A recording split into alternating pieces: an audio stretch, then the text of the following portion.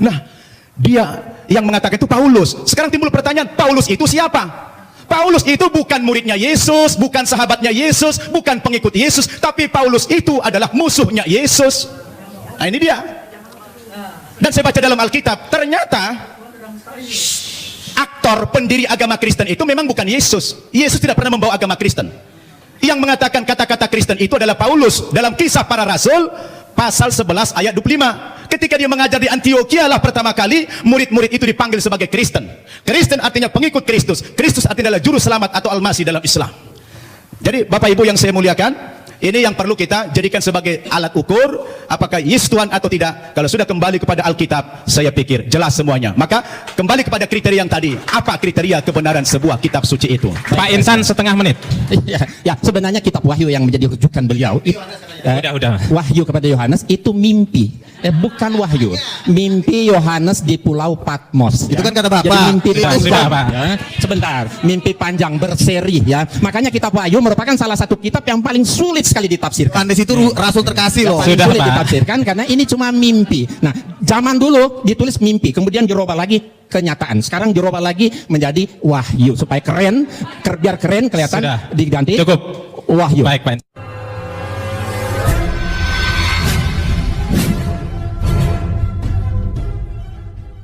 Assalamualaikum warahmatullahi wabarakatuh. Yang kami hormati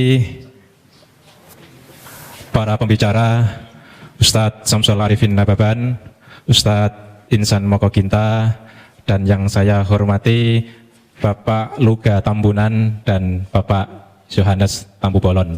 Tepuk tangan untuk mereka berempat. Acara ini adalah acara debat dengan tema Who is Jesus? Siapa sesungguhnya Yesus? Siapa sesungguhnya Isa? Agama Islam dan agama Kristen mengenal begitu dekat siapa sesungguhnya Yesus. Kepada Bapak Luga, monggo dipersilahkan. Siapakah Yesus? Jadi waktu Yesus berjalan di muka bumi, dia dengan berjalan dengan 12 rasulnya, banyak anggapan yang mengatakan karena di bangsa Israel itu masih banyak yang belum kenal Yesus. Ada yang berkata nabi, ada yang berkata rasul, ada yang berkata bahkan ada yang mengatakan bahwa Yesus itu nabi palsu. Di Matius 16 waktu itu Yesus bertanya kepada orang-orang yang di sekeliling dia. Dia berkata, menurut kamu siapakah anak manusia itu? Yesus ngomong seperti itu. Siapakah anak manusia itu? Lalu jawab murid-muridnya, ada yang berkata nabi, ada yang berkata Elia, Yesus kata gitu. Terus mereka menjawab lagi, ada yang berkata Musa atau salah seorang di antara para nabi. Saudara tahu bahwa jawaban dari mereka ini sebenarnya sudah mewakili jawaban dari semua agama. Tetapi pada saat Yesus mendengarkan jawaban mereka ini, Yesus tidak mengatakan, itu benar. Apa tadi? Nabi. Itu benar nabi. Yesus tidak marah seperti itu. Dia tidak pernah mengatakan seperti itu. Dia jalan lagi. Menurut kamu siapakah anak manusia itu? Salah satu di antara para nabi. Dia lewat. Siapakah Yesus itu? Musa. Dia lewat juga. Karena jawaban ini adalah menentukan hidup yang kekal. Jawaban ini menentukan keselamatan yang kekal. Lalu Yesus bertanya kepada murid-muridnya yang 12 itu, menurut kamu siapakah aku ini? Dan kemuliaan Tuhan turun atas Petrus. Petrus menjawab, engkau adalah Mesias, anak Allah. Yesus langsung berkata begini, berbahagialah engkau Simon bin Yunus, karena bukan manusia yang mengatakan itu kepadamu, melainkan Bapakku yang di surga. Dan saat itu juga Yesus mengatakan, mulai hari ini di atas batu karang ini aku akan mendirikan jemaatku, dan alam maut tidak akan menguasainya. Jadi banyak orang yang menjawab nabi. Di dunia ini banyak nabi utusan. Orang Yesus sendiri juga mengaku utusan kok. Yesus mengatakan aku diutus oleh Bapa. Nah kalau dia diutus kok dia Tuhan? Halo. Tetapi pada saat jawaban Petrus adalah jawaban yang diterima dengan dahsyat oleh Yesus. Sampai Yesus membuat suatu perjanjian kekal. Kepadamu kuberikan kunci kerajaan sorga, dan alam maut tidak akan menguasainya. Kunci kerajaan sorga tidak diberikan kepada orang-orang yang menjawab, nabi, utusan, rasul katanya.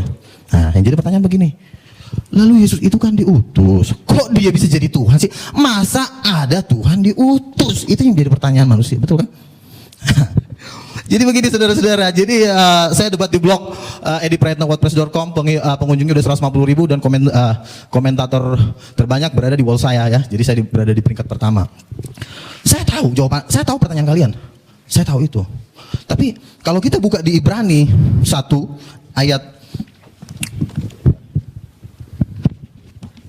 Ibrani 1 ayat yang kedua saya bacakan dari sini. Maka pada zaman akhir ini ia telah berbicara kepada kita. Oh, ayat 1 sampai 2 ya, saya baca dari. Setelah pada zaman dahulu berulang kali dan dalam berbagai cara berbicara kepada nenek moyang kita dengan perantara nabi-nabi. Jadi dari dulu Tuhan sudah berbicara kepada manusia itu melalui perantara nabi-nabi. Terus maka pada zaman akhir, berarti ada season kedua nih, habis zaman nabi-nabi baru ada season yang terakhir ya. Maka pada zaman akhir ia telah berbicara kepada kita dengan perantaraan anaknya yang telah ia tetapkan sebagai yang berhak menerima segala yang ada. Jadi Tuhan, Rasul Paulus menjelaskan bahwa dari dulu Tuhan menceritakan tentang dirinya melalui nabi-nabi, tetapi pada perjanjian baru Tuhan berbicara melalui anaknya. Saudara, kalau di dalam kerajaan sorga itu nabi-nabi itu disebut hamba-hamba Tuhan. Tetapi anak Allah itu bukan hamba. Saya adalah anak. Saya punya pembantu. Derajat saya sebagai anak dengan pembantu itu beda. Karena anak itu darah bapak saya. Jadi pengertian ini yang harus dimengerti. Jadi kalau waktu itu saya pernah debat dengan Dr. Sani Umur, anak Allah itu artinya apa sih Pak? Anak Allah itu artinya orang yang disayang Tuhan, lalu langsung diterjemahkan menjadi nabi. Anak Allah tidak bisa langsung diterjemahkan dengan jadi nabi. Dasarnya apa? Karena Yesus mengatakan seperti ini.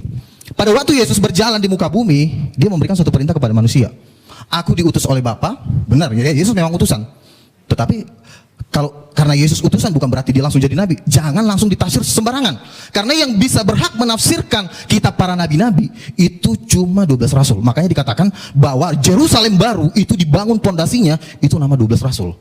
Jadi jangan ada satu manusia pun sekalipun dia gelarnya doktor, profesor, mau dari Harvard, mau dari manapun, tidak punya hak menafsirkan kitab para nabi. Jadi yang bisa menafsirkan kitab para nabi itu cuma rasul. Amin saudara. Jadi rasul-rasul inilah yang bisa menjelaskan karena mereka dasar pondasi. Kalau Anda mendengarkan menurut pendapat doktor teologi A, doktor teologi B, dasarnya apa? Kenapa rasul bisa menjelaskan kitab para nabi? Satu, contoh Rasul Paulus. Rasul Paulus adalah diklaim orang muslim sebagai pendiri agama Kristen. Jadi katanya Rasul Paulus itulah yang mengatur semua tentang Yesus Tuhan itu di Alkitab. Rasul Paulus menjelaskan tentang Yesus Tuhan. Itu nggak cuma ngomong, saudara. Itu diteguhkan dengan tanda-tanda mujizat. Siapapun tidak boleh menafsirkan kitab para nabi kalau tidak diteguhkan dengan tanda-tanda mujizat. Ada waktu itu Rasul Paulus menginjili seseorang, dia bilang gini, udah kau percaya Yesus Tuhan. Ada juga datang nabi palsu. Udah jangan dengar si Paulus. Paulus itu palsu. Paulus bilang apa? Paulus bilang gini di Kisah Para Rasul, hai anak iblis, buta kau. Buta langsung. Jadi bagaimana mungkin seorang buta ini yang udah dibutakan sama Paulus mengatakan gini sama Paulus, kau palsu ya, dia aja jalan nggak bisa. Paulus udah melakukan satu tanda mujizat yang dahsyat, makanya kesaksiannya itu bisa dipegang. Jadi nggak cuma ngomong, Tuhan tuh nggak segan dengan gelar Anda doktor. Emang Tuhan takut kalau gelar Anda profesor? Tuhan nggak takut, tetapi Tuhan takut apabila engkau disertai Tuhan dan engkau melakukan tanda-tanda mujizat. Mungkin Anda berkata, wah, Joko Bodo juga bisa bikin mujizat. Ini juga bisa bikin mujizat. Siapa tuh? Ponari. Saya mau katakan satu hal ya. Tuhan Yesus sudah tahu kalau nanti omongan-omongan seperti itu akan ada di dunia. Dia udah tahu banget. Makanya Yesus memberikan standar mujizat, ya. Dia berikan standar. Waktu itu Yohanes Pembaptis bertanya, apakah engkau Mesias? Apakah engkau yang akan datang itu? Yesus memberikan standar mujizat kepada murid-murid Yohanes yang diutus ke dia. Dia bilang begini, katakan kepada Yohanes, orang buta melihat, orang lumpuh berjalan, orang mati dibangkitkan, dan kepada orang miskin diberikan tanda-tanda mujizat. Jadi mujizat ini menjadi standar kemuliaan Tuhan. Jadi pertanyaan gini, Joko Bodo juga bisa bikin mujizat. Kalau memang Joko Bodo bisa bikin mujizat, coba bikin aja kayak gitu. Saya nggak pernah dengar mujizat-mujizat seperti yang dikatakan di Matius 9 ayat 8. Bangkitkanlah orang mati, usirlah setan, tahirkan orang kusta, celikkan mata orang buta. Dan ayat ini cuma ada di Alkitab, saudara. Maaf nih saudara, ayat seperti itu tidak ada di Al-Quran. Jadi mujizat, makanya Tuhan mengatakan, saya bacakan dulu. Jadi pernyataan-pernyataan seseorang harus diteguhkan dengan tanda-tanda mujizat. Saya baca Kisah Para Rasul 14 ayat 3. Paulus dan Barnabas tinggal berapa waktu lamanya di situ. Mereka mengajar dengan berani karena mereka percaya kepada Tuhan, dan Tuhan menguatkan berita tentang kasih karunia-Nya dengan mengaruniakan kepada mereka kuasa untuk mengadakan tanda-tanda mujizat. Jadi tanda-tanda mujizat itu, lalu pernah saya debat di Facebook dibilang begini, Pak Luga, mujizat kan itu kan ada kan cuma di zaman Nabi. Coba tunjukin ayatnya di mana. Mujizat cuma berhenti di zaman Nabi. Yoel 2:28 mengatakan bahwa pada hari-hari terakhir justru Tuhan lebih dahsyat lagi bikin mujizat. Bahkan dia bisa menurunkan api dari langit. Nah, Reinhard Bonnke mengadakan KKR di Afrika itu sampai 100 orang mati dibangkitkan. Orang buta melihat, orang lumpuh berjalan. Lalu ada satu orang lagi, teman saya ngomong gini, ada namanya Paulus Tanker loh Pak Luga. Kenapa Paulus Tanker? Dia itu mantan pendeta. Oh gitu. Terus apa? Dia temannya Gilbert Umenong. Terus kenapa? Katanya orang yang buta itu dibayar. Habis dibayar, disuruh maju ke depan. Pas buta melihat, wih orang jadi histeris. Jadi itu dibayar katanya. Oh gitu dibayar. Jadi siapa tadi namanya? Paulus Tanker. Oke. Kan firman Tuhan berkata 2-3 orang saksi sah. Kalau memang itu dibayar, akan juga banyak cita-cita seperti Paulus Tanker di Nigeria, di Afrika, dan banyak terjadi pembayaran. Jadi tidak bisa satu orang kesaksian dijadikan menjadi satu landasan. Karena bahwa 4 tahun saya berdebat, dari tahun 2000 saya berdebat waktu itu dengan Pak Jahir, kan ketua lembaga kristologi, dia bilang, wah itu mujizat palsu, itu cuma direkayasa. Tetapi apa yang terjadi? Di TV-TV banyak terjadi mujizat Tuhan. Dan saya mau katakan, terus terang dari hati nurani saya, belum pernah ada kiai bikin seperti itu. Sama juga di zaman Yesus. Di zaman Yesus itu banyak juga tukang-tukang sihir, tukang-tukang santet, tukang-tukang apa. Tetapi pada saat Yesus melakukan mujizat yang luar biasa, bangsa Israel mengatakan seperti ini. Yang seperti ini belum pernah kita lihat di Israel. Jadi mujizat setan dengan mujizat Tuhan itu levelnya jauh. Kalau cuma batuk atau mungkin disayat terus hilang, itu kalau dijual nggak laku menurut saya. Tapi kalau orang buta melihat, orang lumpuh berjalan, orang mati dibangkitkan. Dan mujizat-mujizat itulah yang meneguhkan kesaksian para rasul-rasul. Jadi Paulus ditentang di seluruh dunia. Siapa yang nentang? Pakar-pakar teologi ya? Dokter-dokter. Coba lihat kehidupan mereka yang menentang Paulus. Siapa mereka? Mereka juga nggak jelas gitu loh. Kecuali mereka membuat tanda-tanda mujizat yang lebih dari Paulus. Dia membuat mujizat-mujizat yang 2 kali lipat lebih hebat dari Paulus. Baru boleh dia ngomong. Tapi kalau cuma Paulus palsu, dasarnya apa?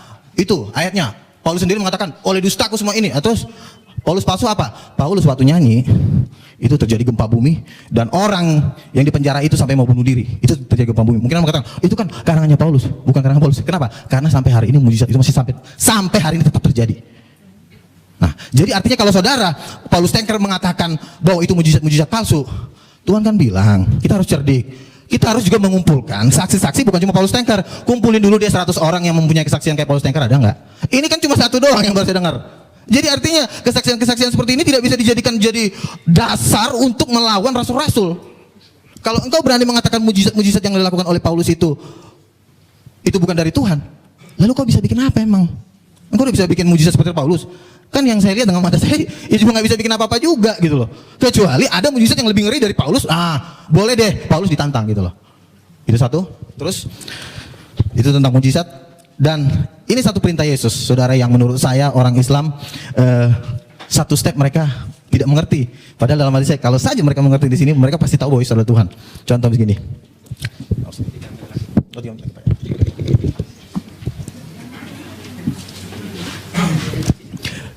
Yesus turun ke bumi, dia memberikan satu perintah. Perintahnya apa? Yesus berkata, percayalah kepada Allah, berdoalah kepada Allah. Orang Islam langsung amin, yes. Wih, sama dong sama kita. Yesus aja juga menyuruh orang berdoa kepada Allah. Wih, yes. Kita percaya kepada Allah, sama. Buktinya Yesus menyuruh orang berdoa kepada Allah. Berarti dia bukan Tuhan. Salah. Masih ada sambungannya. Inilah yang kalian nggak pernah pelajarin. Apa? Yesus mengatakan seperti ini. Berdoalah kepada Allah. Terus sambungannya apa? Ada yang tahu nggak? Ada yang tahu nggak?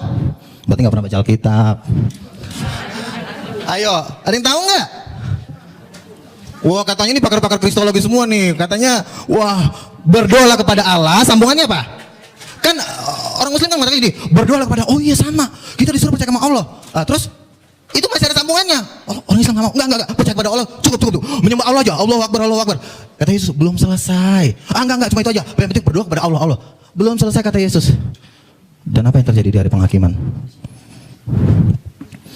Yesus memisahkan antara domba dan kambing.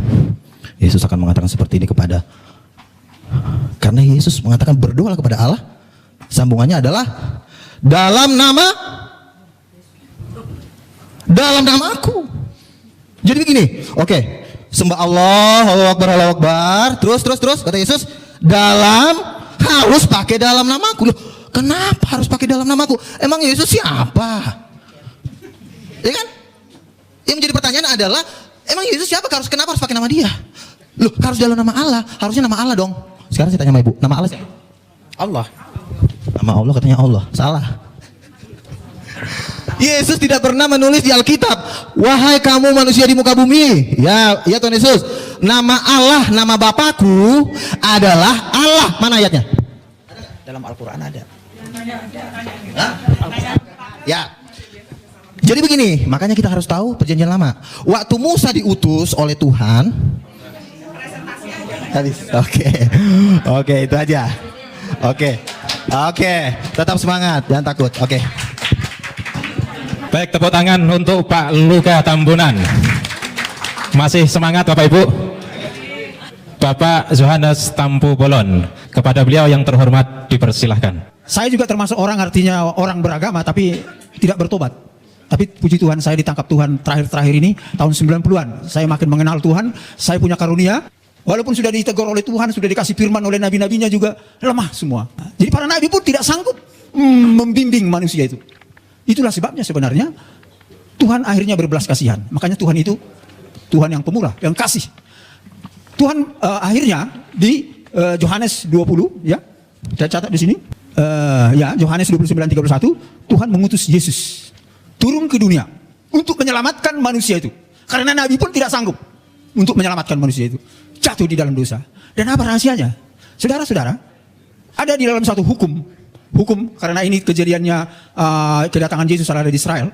Kalau orang berdosa harus dihukum mati, saudara-saudara. Itu hukum Israel di sana, ya. Jadi saudara-saudara, bagaimana mengampuni dosa ini yang banyak orang ini? Apakah harus dimatikan? Tuhan akhirnya berbelas kasihan. Itu tidak sangat mungkin. Saya menciptakan mereka segambar dengan saya. Akhirnya dengan kasih Allah, inilah yang kita kenal dengan Tuhan Roh Pemurah. Dia mengutus Yesus yang adalah rohnya sendiri sesuai dengan Alkitab dan Al-Quran. Itu dia bukan hasil perkawinan manusia biasa. Tapi Alkitab menyaksikan dia adalah roh Allah sendiri. Dia hanya menjelma. Al-Quran juga saya baca, dia adalah menjelma gitu ya, melalui Miriam. Sama, hampir sama titik temunya di sini. Jadi kalau dua Alkitab mengatakan tentang Mesias itu adalah roh Allah, kebenarannya tidak ada yang bisa menyangkal, saudara-saudara. Ya itu. Jadi di sinilah yang kita bersyukur dua agama besar ini, bahkan sebenarnya dengan agama Yahudi di dalam akhir zaman ini sedang Tuhan pertemukan. Ya, mengenal Tuhan itu sendiri. Sedang Tuhan pertemukan. Inilah keajaiban tiga agama ini. Maaf aja, dengan agama yang lain saya tidak bisa nyambung. Karena tidak ada nabi-nabinya, tidak ada pewahyuannya. Karena kunci rahasia daripada firman adalah ada pewahyuan dan harus ada nabinya. Ya, nggak mungkin itu diberikan kepada bukan manusia nabi. Kalau manusia biasa nggak bisa, bapak-bapak sekalian. Ya, nggak sembarangan. Jadi itulah saudara-saudara kekasih. Akhirnya Tuhan mengutus Yesus sebagai Mesias. Dan persoalannya sekarang, kenapa Yesus yang diutus, bukan nabi lagi? Saya belajar Alkitab teologi, saudara-saudara. Ternyata saudara-saudara, yang harus dihukum ini harus mati. Untuk mengampuni dosa ini harus mati. Itu benar, Yesus harus mati. Makanya menurut teologi, Yesus itu 100% manusia. Tapi persoalannya sekarang, siapa yang bisa mengampuni dosa manusia? Apakah ada manusia yang bisa mengampuni manusia? Nggak bisa. Hanya Tuhan yang bisa mengampuni dosa manusia. Makanya Yesus itu setengah ya roh Allah dan memang ada dagingnya adalah manusia dan lahir ke bumi. 100% Allah dan 100% manusia. Itulah keajaibannya. Ya, inilah keajaiban daripada rahasia ini, Bapak Ibu sekalian. Karena apa? Kalau Nabi sendiri nggak sanggup mengampuni dosa, Bapak Ibu sekalian, nggak sanggup. Itulah makanya waktu saya belajar teologi, oh iya luar biasa. Saya juga mengerti, oh luar biasa kenapa sampai seperti itu adanya rahasia Tuhan itu. Jadi itulah sebabnya oleh karena kasihnya dia mengutus Yesus dengan apa seperti itu, rahasia seperti itu, saudara-saudara. Ya, dan saudara-saudara, apa yang terjadi ketika Yesus benar-benar disalib, ya oleh Raja Herodes itu, Raja Herodes menyalib dia. Iblis memakai Raja Herodes dan ketawa-ketawa iblis itu, oh dia sudah mati. Tapi jangan salah, Bapak Ibu, Alkitab ini mengatakan semua ada di firman ini, tapi saya nggak sempat baca ini karena sangat cepat. Ada tertulis di sini, saya singkat aja poinnya. Ketika Yesus tersalib, dia dikubur. 3 hari lamanya dia ke alam maut. Dia berperang dengan iblis di sana. Tapi saudara-saudara, apa yang terjadi? Dia bangkit. Alkitab ada tertulisnya, dia bangkit. Dia berarti menang melawan iblis. Kalau dia tidak bangkit, dia tidak berarti tidak menang melawan iblis. Tapi ternyata bangkit. Bahkan dia naik ke surga. Dan firman-Nya ada dikatakan di sana, saya akan ke surga untuk menyiapkan tempat bagi umat manusia. Menyiapkan tempat. Ya, tetapi dia mengutus Roh Kudus. Itu kunci rahasianya di sini. Kenapa harus diutus Roh Kudus?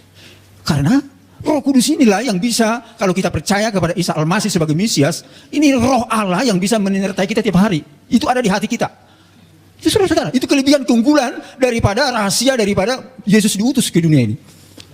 Ketika dia sudah di sorga sebagai pendoa syafaat, ya, Roh Kudusnya ada di dunia ini terus. Dan sekarang pun saya percaya, kita percaya ada Roh Kudus. Alkitab mengatakan itu, bahkan Al-Quran juga mengakui ada Roh Kudus. Roh Allah, ya, Rohullah. Itu ada di mana-mana. Makanya Tuhan itu ada di mana-mana. Inilah yang dinamakan elemen Trinitas. Elemen Trinitas. Bapa, Yesus, dan Roh Kudus. Dan Roh Kudus inilah yang menolong kita ketika percaya kepada Allah. Ya, inilah yang luar biasa. Dan saudara-saudara, para rasul, para nabi disertai Roh Kudus. Kalau tidak ada Roh Kudusnya para nabi, wah itu bukan nabi, saudara-saudara. Bukan rasul itu namanya. Dan saya bersyukur, saya telah diurapi oleh Roh Kudus ketika saya percaya kepada Isa.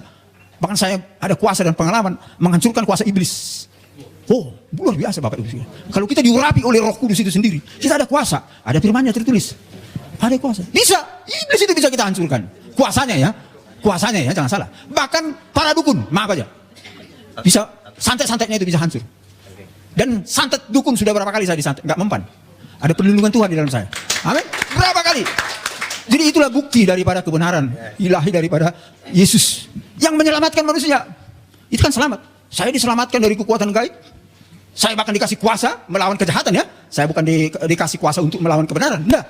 Melawan kejahatan. Bapak Ibu saudara-saudara, walaupun Yesus sudah tersalib dan sudah naik ke surga, iblis itu Bapak Ibu sekalian bertahu sampai sekarang masih bekerja. Saya kira Al-Quran dengan Alkitab sama. Iblis itu masih bekerja. Lihat aja sekarang ini. Banyak konflik, banyak perzinahan, banyak apa lagi? Korupsi. Oh ya, ini pekerjaan iblis saudara-saudara. Jadi dunia ini harus kita selamatkan. Ini rata-rata semua karena tidak mengenal Tuhan. Walaupun kadang-kadang mengenal Tuhan tapi setengah-setengah. Jatuh juga saudara-saudara. Lemah. Bayangkan. Itulah sebabnya saudara-saudara. Kita harus penuh Roh Kudus sebenarnya. Itu rahasia daripada firman Tuhan. Ya, kita penuh Roh Kudus. Dekat dengan Tuhan. Selalu berdoa. Ya, karakter kita harus bagus. Karakter saudara-saudara. Kalau karakter kita seperti iblis, berantem, teror, wah itu seperti iblis. Maaf aja. Sifat iblis itu namanya. Bukan karakter Allah. Karakter Allah pendamai, kasih, mengampuni, memberi. Itu saudara-saudara. Tapi banyak faktor itu ada di saudara kita, ya, saudara kita Islam ya. Roh itu ada. Walaupun kadang-kadang ada roh yang lain-lain yang mungkin yang tersesat sebagian ya. Saya tahu itu. Enggak semua saya tahu bahwa tersesat. Tapi sebagian lainnya juga banyak tersesat. Yang lainnya banyak sudah baik ya. Saya bersyukur ya. Karena sudah banyak karakternya yang seperti karakter Allah. Bukan seperti membenci terus, menghakimi terus, menteror terus. Wah, itu sifat-sifat iblis Bapak Ibu sekalian. Orang Kristen hampir enggak ada seperti itu. Karena ada Roh Kudus di dalam hati kita. Itu kelebihan dan keunggulan kita. Tapi lebih daripada itu, ketika kita di dalam Roh Kudus, kecerdasan orang Kristen itu luar biasa. Karena roh itu menghidupkan, sehat jasmani, cerdas. Makanya penemu hadiah Nobel rata-rata orang Kristen, rata-rata. Amin. Ini bukan saya menambah, ini fakta. Walaupun saya nggak tahu ada satu muncul sekarang orang dari Ismail ya, 112 ya. Tapi kebanyakan itu orang-orang pengikut Isa Al-Masih saudara-saudara. Dan itulah namanya Yesus itu roh yang menolong dan menyelamatkan. Bahkan memberi kehidupan. Sampai dia cerdas menguasai teknologi sehingga manusia ini bisa hidup. Coba aja nggak ada ilmu pengetahuan. Coba aja nggak ada teknologi. Bagaimana mau hidup manusia ini? Kelaparan semua. Kelaparan semua. Bahkan saudara-saudara, saya ini namanya Yohanes. Bapak itu nama ini ajaib. Bernama Yohanes yang pertama adalah saksi daripada Yesus sebagai Mesias, kedatangan yang pertama. Saya ini saudara-saudara dengan karunia daripada Tuhan nubuatan. Saya ini bermimpi, penglihatan, firman rema, mujizat dan pendengaran saudara-saudara. Ya, saya ini sudah kelas hamba Tuhan yang istimewa di hadapan Tuhan dan bisa menyingkapkan banyak rahasia. Bahkan tugas saya bernama Yohanes adalah menyaksikan Yesus yang datang sebagai hakim raja. Ini tugas saya saudara-saudara. Hakim yang lurus ada di Alkitab dan di Al-Quran. Itu harus datang. Itulah titik temu dan konsistensi daripada rencana Allah menyelamatkan dunia ini. Dia sebagai Mesias dan tapi dia harus datang sebagai hakim raja. Karena Bapak Ibu sekalian sampai sekarang ini masih banyak yang menolak Isa Al-Masih, Yesus sebagai jalan yang lurus. Makanya terjadi gempa dan banjir. Itu ada di Alkitab. Enggak tahu.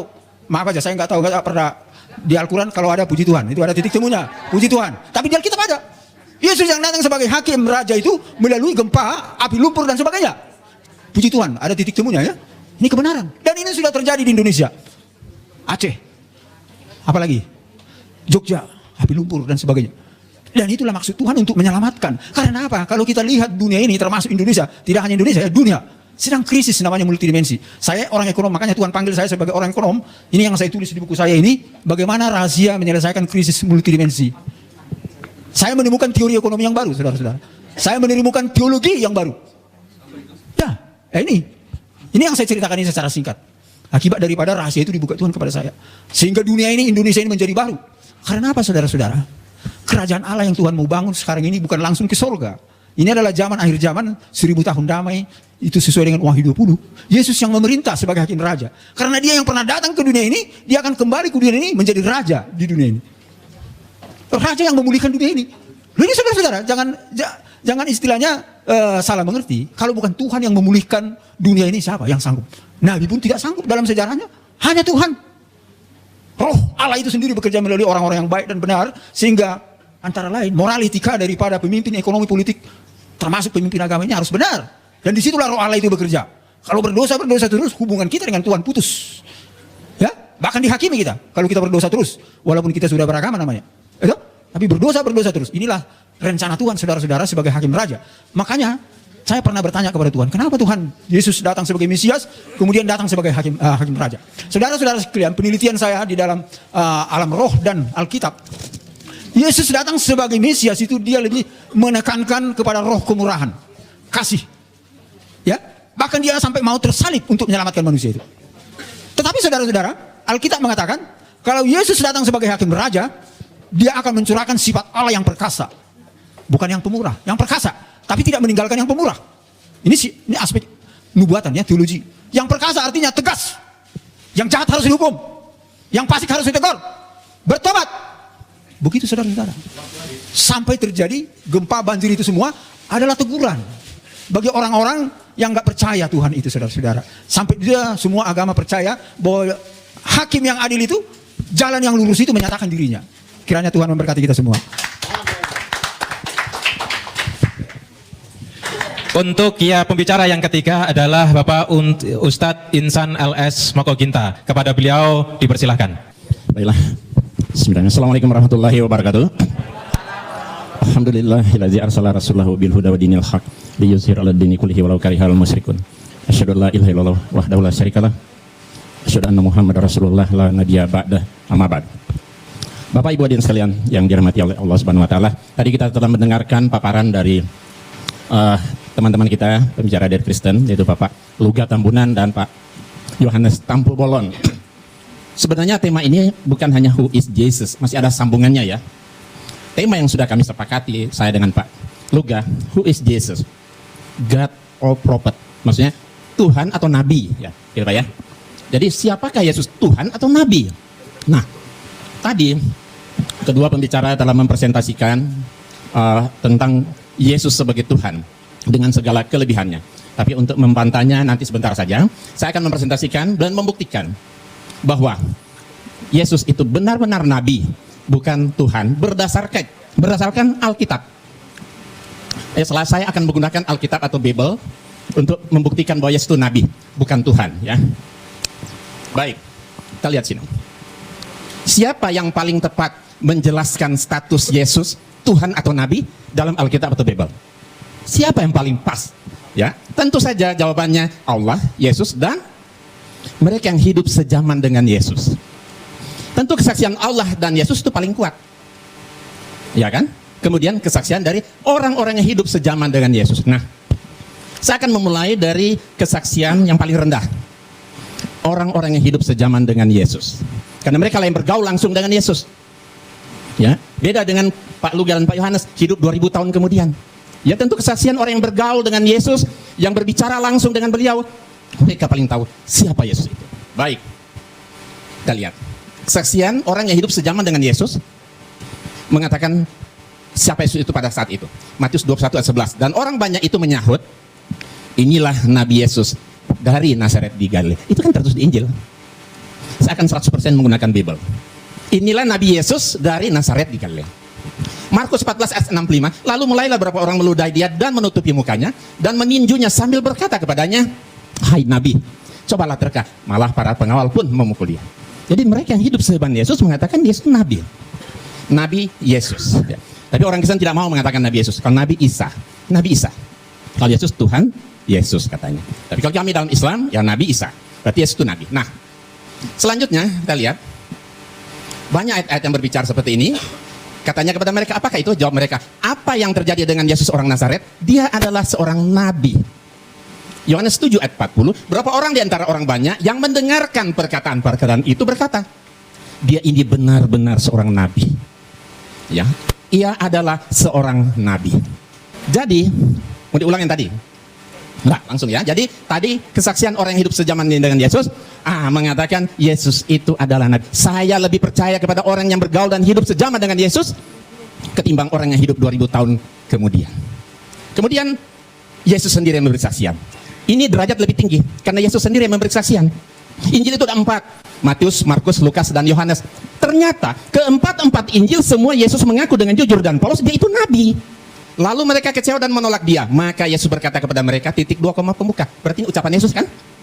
Seorang nabi dihormati di mana-mana, kecuali tempat asalnya dan di rumah. Jadi Yesus sendiri yang memberi kesaksian dia itu nabi. Injil Markus, maka Yesus berkata kepada mereka, seorang nabi dihormati di mana. Injil Lukas, nabi. Injil Yohanes, nabi. Ini ucapan Yesus sendiri loh. Ya kan? Kita tentu jelas sekali jauh lebih kuat kesaksian Yesus ketimbang kesaksian orang-orang yang hidup zaman di dalam Alkitab. Ya, Pak Luga boleh lihat. Ya. Pasal 5 ayat 29. Tetapi Petrus dan rasul-rasul itu menjawab, katanya, kita harus lebih taat kepada Allah daripada kepada manusia. Iya, kita lebih taat kepada Allah daripada manusia. Nah, tentu setelah Allah, Yesus kan baru manusia. Kalau tadi kesaksian manusia, Paulus. Sekarang kesaksian Yesus tentu jadi lebih kuat. Apalagi kesaksian Allah kan? Kita lihat, Allah itu bukan manusia. Di dalam Alkitab 1 Samuel 15:9, lagi sang mulia dari Israel tidak berdosa dan ia tidak tahu menyesal. Sebab ia bukan manusia. Aku tidak akan melaksanakan murkaku yang bernyala-nyala. Itu tidak akan membinasakan Efraim kembali. Sebab aku ini Allah dan bukan manusia. Nah, kemudian lihat, saksian Allah lebih kuat tadi kan? Nah, di dalam Ulangan 4 ayat 3, engkau diberi melihatnya untuk mengetahui bahwasanya Tuhanlah Allah, tidak ada yang lain kecuali Dia. La ilaha illallah. Ulangan 4:39, sebab itu ketahuilah pada hari ini dan camkanlah bahwa Tuhanlah Allah yang di langit, di atas dan di bumi dan di bawah, tidak ada yang lain. La ilaha illallah. Kemudian Ulangan 6 ayat 4, dengarlah hai orang saya, Tuhan itu Allah kita, Tuhan itu Esa. Esa berarti 1, bukan 2, bukan dia. Kesaksian Allah lebih kuat. Dan sudah dibacakan tadi kan?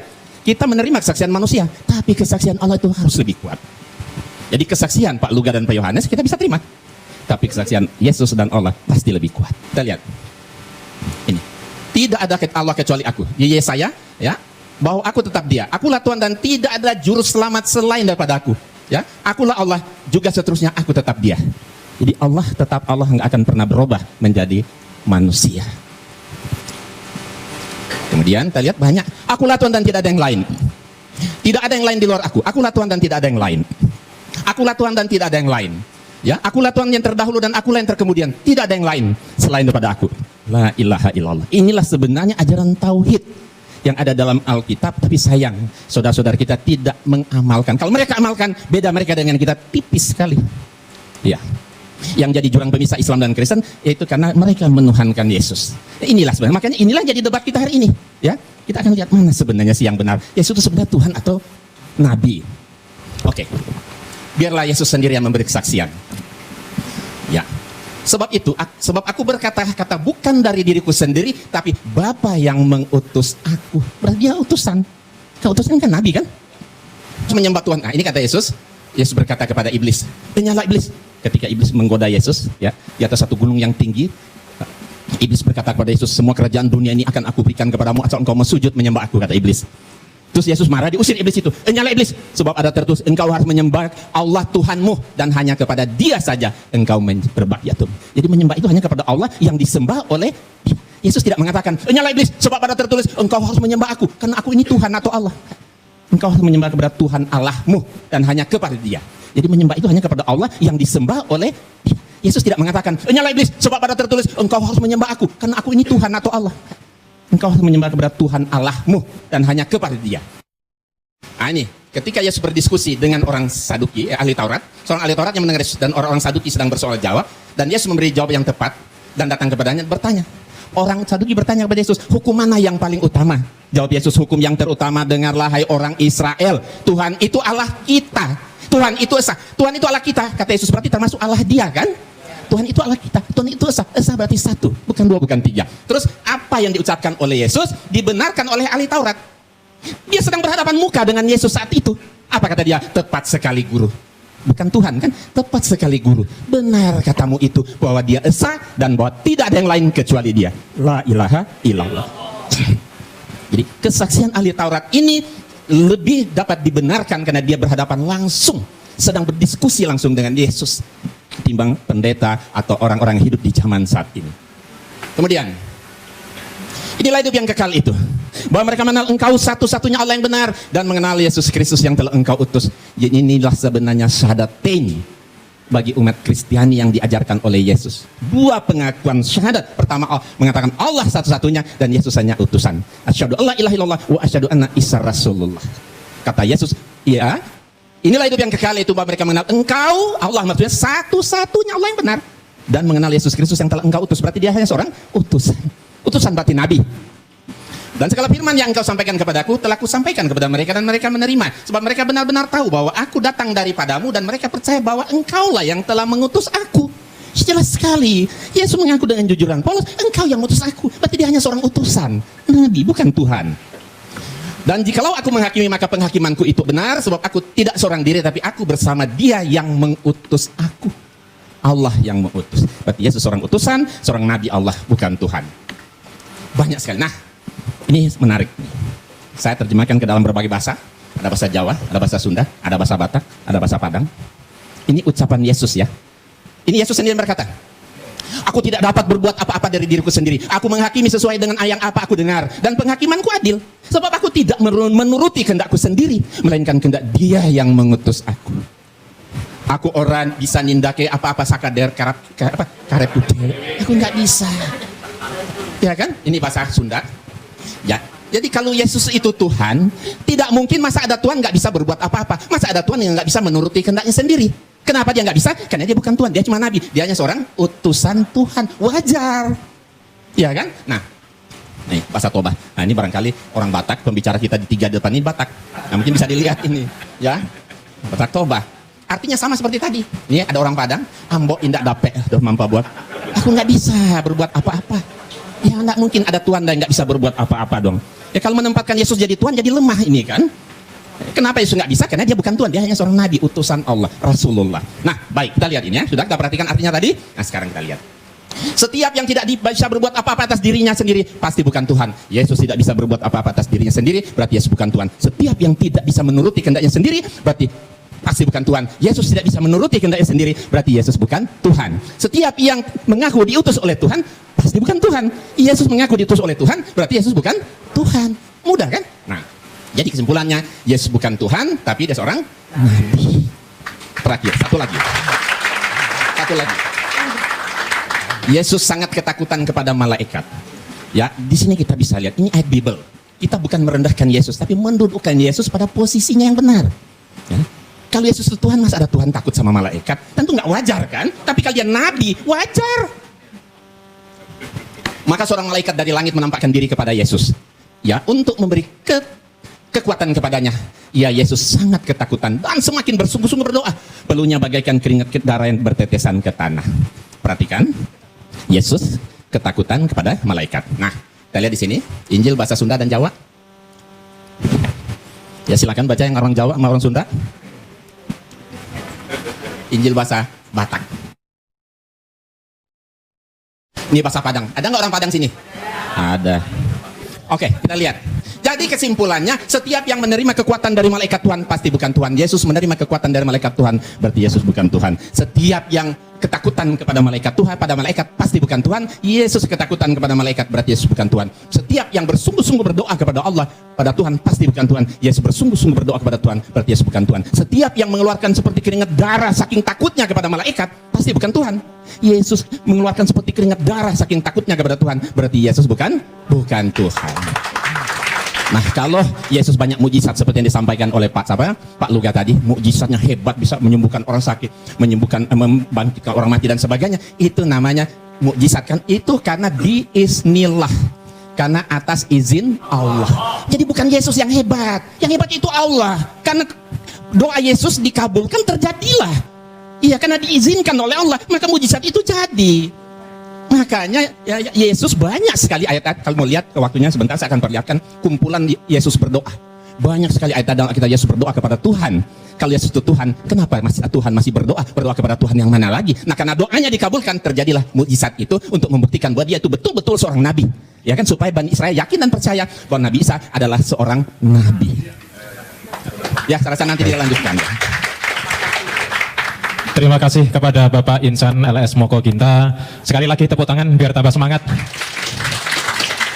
Baik, untuk pembicara kita terakhir yang keempat adalah Ustadz Samsul Arifin Nababan. Ini pembicara Batak yang ketiga. Kepada beliau 20 menit dipersilahkan. Assalamualaikum warahmatullahi wabarakatuh. Selamat sore kepada saudara-saudara kami dari umat Kristiani. Alhamdulillah. Wassalatu wassalamu ala rasulillah wa ala alihi wa sahbihi wa mawalah, amma ba'd. Yang kita hormati saudara kita, pembicara dari umat Kristiani, Bapak Pendeta Luga Tambunan, dan juga Bapak Pendeta Johannes Tampu Bolon. Juga yang kita hormati pembicara dari pihak Muslim, Ustadz Haji Insan LS Moko Ginta. Bapak-bapak, ibu-ibu, para hadirin dan pendengar yang saya muliakan. Pertama sekali, saya secara pribadi sangat mengapresiasi acara dialog yang semacam ini, yang menurut hemat saya, kegiatan dialog ini sudah lama sekali tidak pernah dibudayakan oleh masyarakat kita, dialog lintas agama. Dan mudah-mudahan kita yang menghidupkan kembali tradisi ini untuk kemudian diikuti oleh generasi kita yang lain. Al-Quran sendiri memang memerintahkan kepada umat Islam untuk senantiasa membudayakan dialog. Dan dialog itu salah satu perintah Allah dan juga salah satu metode, salah satu cara untuk menyampaikan misi-misi kita. Al-Quran sendiri yang berjumlah 6.236 ayat kurang lebih, hampir sepertiga berbicara tentang dialog. Apakah itu dialog Allah dengan malaikat, dialog Allah dengan para nabi, dialog nabi dengan para orang tua dan anaknya, dialog nabi dengan umatnya, itu banyak kita jumpai dalam Al-Quran. Nah, salah satu dialog yang dianjurkan dalam Al-Quran ini adalah kita berdialog dengan saudara-saudara kita yang non-muslim. Seperti yang Allah perintahkan dalam surat Al-Ankabut ayat 46. A'udzubillahi minasyaitonirrajim. Wa la tujadilu ahlal kitabi illa billati hiya ahsan. Janganlah kamu berdebat dengan orang-orang Yahudi dan Nasrani atau orang ahli kitab, terkecuali dengan cara yang terbaik, bukan baik. Al-Quran memerintahkan bukan baik, tetapi harus dengan cara yang terbaik. Kalau sudah terbaik ini dalam segala aspek, pilihan materinya, maudhu yang dibicarakan, susunan katanya, bahasanya, dan lain sebagainya. Karena dialog ini adalah salah satu cara kita untuk menyampaikan kebenaran. Demikian juga dalam surat An-Nahl ayat 125. Allah mengatakan, A'udzubillahi minasyaitonirrajim. Ud'u ila sabili rabbika bil hikmah wal mau'izatil hasanah wajadilhum billati hiya ahsan. Ajaklah manusia itu ke jalan Tuhanmu, kepada kebenaran, kepada Islam. Dengan cara apa kita mengajak mereka? Yang pertama kata Allah, bil hikmah, dengan penuh kebijaksanaan. Yang kedua, dengan memberikan nasihat-nasihat dan pelajaran-pelajaran yang berguna, yang bermanfaat, yang mudah dicerna. Dan yang ketiga, kepada orang yang berbeda keyakinan dengan kamu, kata Allah, wajadilhum billati hiya ahsan. Berdialog atau berdebat dengan mereka, tetapi dengan cara yang terbaik, kata Allah. Jadi dialog itu sebetulnya dalam Islam, Pak Tambunan, Pak Tampu Bolon, merupakan perintah agama yang harus dibudayakan. Bahkan Allah sendiri ketika hendak menciptakan manusia ini dialog dulu dengan malaikat. Nah, Allah itu dialog dengan malaikat. Karena cara-cara dialog itu adalah cara yang paling efektif. Oleh karena itu saya melalui mimbar ini, melalui forum ini mengingatkan kita semua memang dialog itu tujuannya bukan mencari menang kalah. Ya, dialog itu bukan mencari kemenangan atau kekalahan.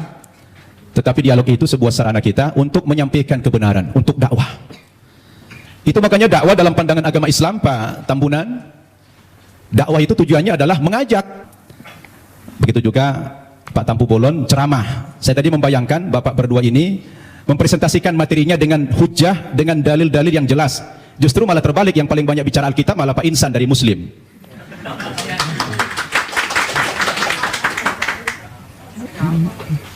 Itu yang kita harapkan tadi. Saya pun pengen tahu banyak, tapi sudah terlanjur beliau tadi mempresentasikan dengan gaya retorika, gaya ceramah, ya apa boleh buat ya. Saya tadi berharap dialog ini dengan cara-cara yang ilmiah, tidak dengan ceramah, tapi menggunakan dalil. Ada dua dalil yang bisa kita pakai. Pertama, dalil nakli, teks atau konsep. Yang kedua, dalil akli, akal atau logik. Dua hal ini bisa menangkap kebenaran yang sedang kita diskusikan hari ini, yang mengambil tema siapa itu Yesus, Tuhan atau Nabi. Baik Bapak Ibu yang saya muliakan, agar tidak terkesan mengulang materi yang sudah disampaikan pembicara terdahulu, saya akan masuk kepada materi yang lain dengan tema yang sama. Sebetulnya kepada saudaraku umat Kristiani, ketika kita bicara Yesus dalam bahasa Alkitab, Isa dalam bahasa Al-Quran, itu hanya perbedaan bahasa saja. Kedudukan Nabi Isa atau Yesus dalam Islam itu sangat terhormat, sangat mulia sekali. Bahkan kami bukan sekedar menghormati atau memuliakan Nabi Isa, tetapi Nabi Isa itu menjadi salah satu rukun iman kami, yang kami tidak sah menjadi seorang muslim apabila mengingkari kerasulan Nabi Isa itu. Tetapi memang kedudukannya dalam Islam, Nabi Isa itu adalah seorang nabi, seorang utusan Tuhan, bukan sebagai Tuhan, bukan pula sebagai anak Tuhan, seperti yang diimani oleh saudara kita umat Kristiani. Berdasarkan dalil yang begitu banyak, baik dengan pendekatan Al-Quran maupun pendekatan Alkitab. Saya ulangi, umat Islam wajib beriman kepada Yesus. Tidak sah iman umat Islam kalau tidak percaya kepada Yesus sebagai seorang rasul, sebagai seorang nabi. Bayangkan itu Pak Tambunan, Pak Tampu Bolon, batal imannya orang Islam kalau mengingkari salah satu seorang nabi itu. Makanya dalam sharing saya dengan umat kita Nasrani, saya selalu katakan begini, kalaulah seandainya agama Kristen itu yang benar, dengan tokohnya adalah Yesus, kemudian umat Kristen masuk ke dalam sorga, insya Allah umat Islam juga akan ikut masuk ke dalam sorga. Kenapa? Karena kita beriman kepada Yesus. Tetapi kalau Islamlah yang benar, dengan tokoh kita Nabi Muhammad, yang juga mengimani nabi-nabi yang terdahulu, kemudian saudara kita umat Kristiani tidak beriman kepada kerasulan Muhammad, mohon maaf, terpaksalah saudara kita masuk neraka kalau kayak masuk sorga. Ini untungnya menjadi umat Islam. Kenapa? Karena apa yang mereka imani, kita imani juga. Tetapi apa yang kita imani, mereka tidak imani. Itulah perbedaan yang mendasar antara kita dengan umat Kristiani. Hanya persepsi tentang Nabi Isa, dia Tuhan atau Nabi. Berdasarkan ayat-ayat Alkitab yang sudah dipaparkan begitu banyak oleh Ustadz Insan Moko kita tadi, ternyata ratusan ayat yang kontradiksi. Ada yang mengatakan Nabi Isa itu Tuhan, ada yang mengatakan dia Nabi. Oleh karena itu, saya ingin mengajak antum semua untuk merenung. Ketika kita berbicara Yesus itu Nabi atau Tuhan, apa yang menjadi parameter kita? Siapa yang paling punya otoritas membicarakan tokoh ini, Tuhan atau Nabi? Menurut hemat saya, yang paling punya otoritas bukan pribadi-pribadi, bukan manusia, bukan pendeta, bukan ustadz, Tetapi yang paling punya otoritas membicarakan tokoh ini mestinya adalah sumber agama itu sendiri, yaitu Alkitab atau Al-Quran. Betul tidak? Harus sumber agamanya itu yang menjadi tolok ukur. Sekarang kita pertanyakan, dari dua kitab suci ini, Al-Quran maupun Alkitab, yang mana yang memenuhi kriteria sebagai sebuah kitab suci? Nah, ini perlu kita uji. Ini perlu kita uji. Kita capek bicara ngalur ngidul, mengangkat dalil-dalil. Kalau dalil itu tidak representatif, tidak rasional, saya pikir juga percuma. Sekarang kita harus bicara dari dua kitab suci ini. Kenapa dikatakan dia kitab suci? Coba Bapak Ibu saya tanya. Ada buku? Coba ada buku? Coba buku. Ya, itu ya, taruh, pinjam dulu. Ya. Bapak Ibu saya tanya. Ini kata lainnya apa? Kitab suci. Oke. Ini apa namanya? Buku. Buku kan? Bapak Ibu saya tanya. Ini sama ini bahan bakunya sama tidak? Sama-sama apa? Sama-sama kertas. Kenapa dalam penamaan jadi beda? Yang ini dikatakan kitab suci, yang ini dikatakan buku. Kenapa jadi beda namanya? Padahal bahan bakunya sama-sama kertas. Yang membedakan apanya? Ternyata yang membedakan kontennya, isinya. Dia dikatakan kitab suci karena memuat firman-firman Tuhan Zat yang Maha Suci. Kenapa dikatakan ini buku? Karena dia adalah buatan manusia dan manusia tidak ada yang suci. Betul tidak?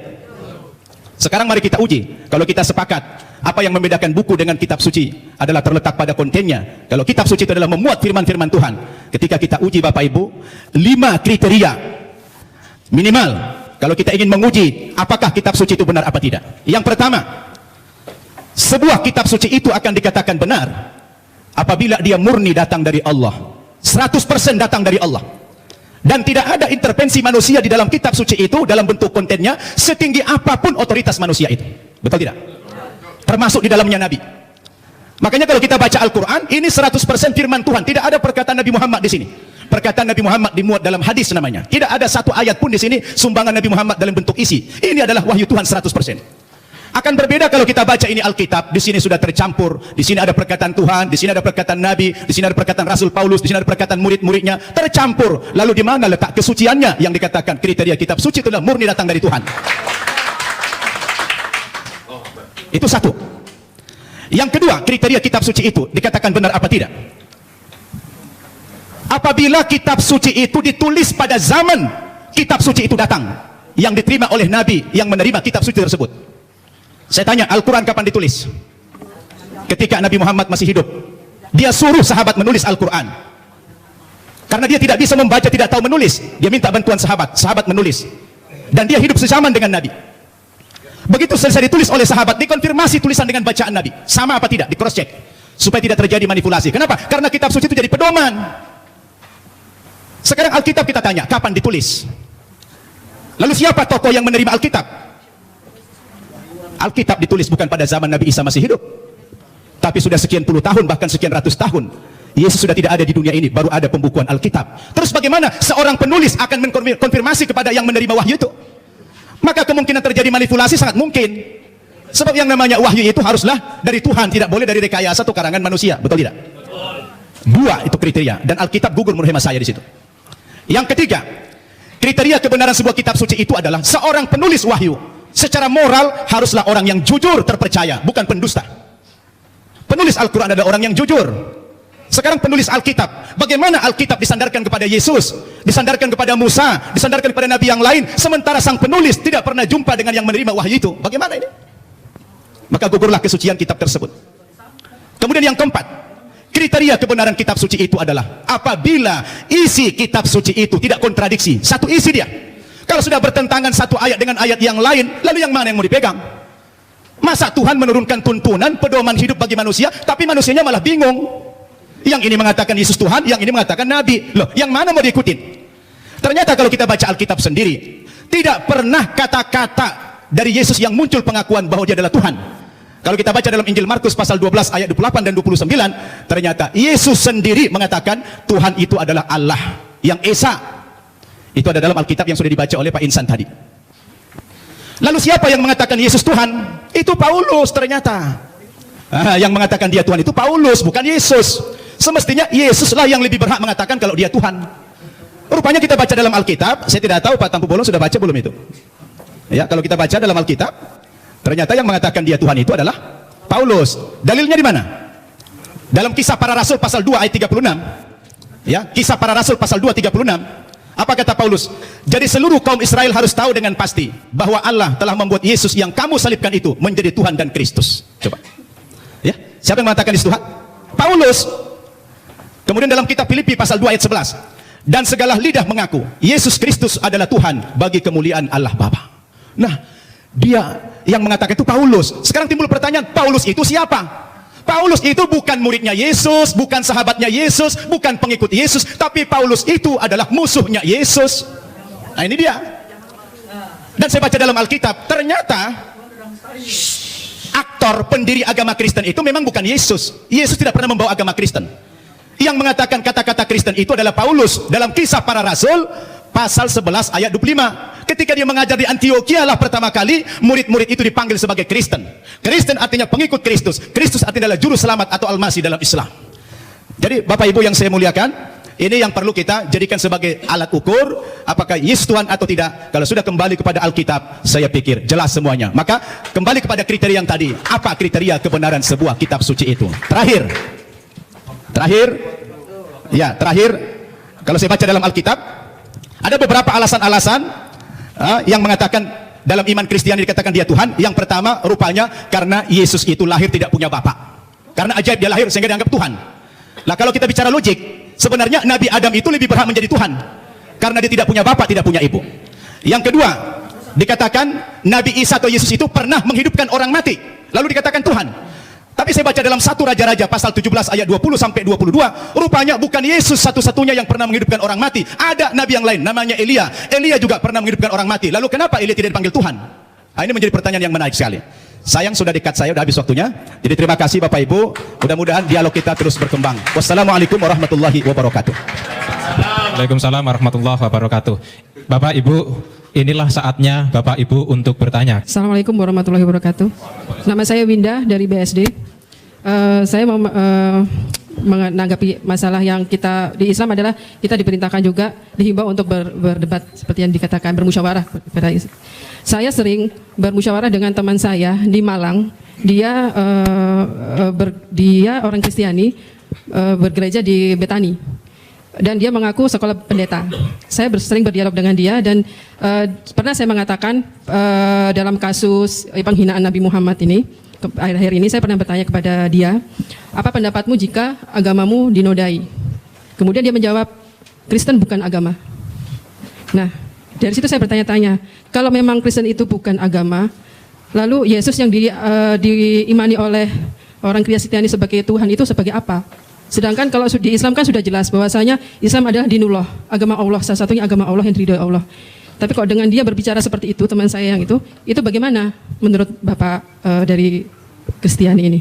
Gitu, makasih. Adalah Allah dan Allah itu adalah firman. Firman itu adalah roh. Jadi satu, tiga menjadi satu gitu. Jadi di sini dikatakan juga kalau saya nggak mau berdebat ya. Suami saya juga dulu Muslim. Suami saya Muslim selama 38 tahun pernikahan. Kami menjalani dengan sangat luar biasa. Dia Muslim, saya Kristen. Sampai satu saat sendiri dia sendiri yang mau jadi Kristen. Tidak pernah saya suruh karena tidak ada paksaan kepada agama. Dan Kristen itu memang Yesus itu adalah jalan keselamatan. Karena dia berkata, akulah jalan hidup dan kebenaran. Tidak ada yang sampai kepada Bapa kalau tidak melewati aku gitu ya. Di kitab Yohanes 13 ayat 13 dikatakan, kamu menyebut aku guru dan Tuhan, dan katamu itu tepat sebab memang akulah guru dan akulah Tuhan. Jadi di situ dia katakan juga dia guru dan dia Tuhan, dia katakan nabi, dia katakan segala macam, dia dikatakan bahkan dihina, dipukul, diludahi, tendang. Tapi apa dikatakan waktu di kayu salib? Ampunilah mereka karena mereka tidak tahu apa yang diperbuat mereka. Kenapa kok takut ya Yesus sama malaikat? Yesus itu adalah 100% manusia, 100% malaikat. Jadi waktu dia menjadi manusia dia lemah. Siapapun kita, waktu kita menghadapi kematian kita takut, ya. Jadi sebagai manusia dia takut. Dia takut, tetapi sebagai Allah dia tidak takut. Karena biarlah aku mati untuk menyelamatkan umat manusia. Aku mati dan aku hidup untuk membawa kamu ke surga. Aku akan pergi ke surga, menyediakan tempat bagi kamu yang percaya kepadaku. Akulah jalan hidup dan kebenaran. Dia berani berjanji. Jadi hanya itu yang bisa saya sampaikan. Hanya menjawab dari perkataan dari Bapak bahwa dia adalah Tuhan 100% dan dia manusia 100%. Rohullah kalimatullah Isa Al-Masih. Saya baca Quran juga. Terima kasih, Tuhan berkati. Tadi Pak Yohanes menyatakan bahwa Alkitab ini adalah bimbingan Roh Kudus dan ini merupakan firman. Jadi tidak boleh main-main dengan firman ini. Oke, sekarang saya coba mau membacakan satu di Korintus itu Paulus berkata, apa yang aku katakan, aku mengatakannya bukan sebagai seorang yang berkata menurut firman Tuhan. Dengan apa yang saya baca ini nampaknya kontradiksi Pak, karena Paulus sendiri dia mengaku bahwa apa yang diucapkan bukan firman Tuhan. Bagaimana Bapak bisa mengklarifikasi bahwa ini adalah firman Tuhan? Itu yang pertama. Dengan Pak Luga, tadi mengenai utusan, Pak, tadi kita rame bicara mengenai utusan, Yesus utusan atau Tuhan. Di 13:13 yang tadi Ibu sampaikan tadi, itu Yesus berkata, aku guru dan aku Tuhan. Ya, tapi Bapak mungkin perlu cek dengan Pak Moko Ginta, Alkitab versi yang tahun 30 itu bukan Tuhan tapi Tuan. Ya, jadi penambahan kata H itu berdampak sangat luar biasa. Tuan Wisaksono menjadi Tuhan Wisaksono. Itu sangat bertentangan sekali, Pak. Oke, terus menyambung sedikit lagi di 13 Yohanes, masih di Yohanes juga, Yohanes 13 ayat 16. Menurut saya sih ini ungkapan Yesus juga yang sangat jelas mengenai jati dirinya. Di mana Yesus berkata bahwa seorang utusan, dia utusan, ya, tetapi menyatakan dengan jelas utusan itu tidak lebih tinggi daripada yang mengutus. Jadi ini secara logika itu tadi seperti dikatakan Pak Nababan tadi, Akli tadi, kalau Yesus memang itu Tuhan, ya mestinya dia katakanlah, aku juga Tuhan, ya kan? Tapi dia bilang jangan jelas, seorang utusan tidak lebih tinggi daripada yang mengutus, betul kan? Dan seorang hamba juga tidak lebih tinggi daripada yang menciptakan. Ya, terima kasih. Assalamualaikum warahmatullahi wabarakatuh. Assalamualaikum warahmatullahi wabarakatuh. Saya Mukti Ali, asal dari Sentul, Bogor. Tadi Pak Luga menjelaskan mengenai dari awal pernyataannya bahwa Yesus itu adalah Tuhan yang dahsyat, Tuhan yang hebat, Tuhan apa. Tapi tolong dijelaskan mengenai Matius 27:46. Itu peristiwa penyaliban ya. Sekitar jam 12 datang suka awan hingga kira-kira pukul 3 berteriaklah Yesus dengan suara yang nyaring.